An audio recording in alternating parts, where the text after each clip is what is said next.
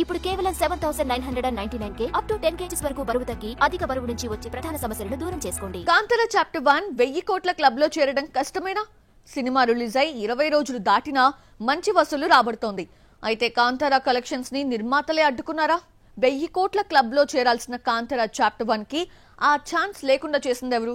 Watch the story. Kantara chapter 1 తెలుగులో 60 కోట్లకు పైగా షేర్ తీసుకొచ్చింది. ముఖ్యంగా కన్నడ, బాలీవుడ్ ఆడియన్స్ కి బాగా నచ్చడంతో భారీ వసూలు రాబడుతోంది. సినిమా రిలీజ్ అయి 25 రోజులు దాటినా ఇప్పటికీ మంచి షేర్ వస్తోంది. ఇంతలో ఓటీటీ స్ట్రీమింగ్ డేట్ ప్రకటించడంతో ఒక్కసారిగా వసూలు తగ్గాయి. ఈ block buster pan India movie ఈ నెల 31న అమెజాన్ లో స్ట్రీమ్ అవుతోంది. ఈ ఏడాది తెలుగులోనే కాదు, ఇండియాలో 1000 కోట్లు కలెక్ట్ చేసిన సినిమా ఒక్కటీ లేదు. కూలీ చేతులెత్తేస్తే ఆ లోటుని కాంతారా చాప్టర్ 1 తీరుస్తుందని చాలా మంది అనుకుంటే 4 వారాలకే ఓటీటీలో స్ట్రీమ్ చేసుకోవచ్చన్న ఒప్పందం దెబ్బకొట్టింది. హిందీ సినిమాలను 8 వారాల తర్వాత ఓటీటీలోకి వచ్చేలా అగ్రిమెంట్స్ చేసుకుంటున్నారు. ఆ మధ్య సూపర్ హిట్ అయిన కొత్త లోక కూడా 8 వారాల తర్వాత ఈ నెల 31న ఓటీటీలోకి వస్తోంది. సినిమా రిలీజ్ అయిన 4 వారాలకే స్ట్రీమింగ్ చేసుకుంటే ఓటీటీ ఎక్కువ మొత్తం ఇస్తాయి. 8 వారాల తర్వాత అంటే ఓటీటీ రైట్స్ తక్కువ.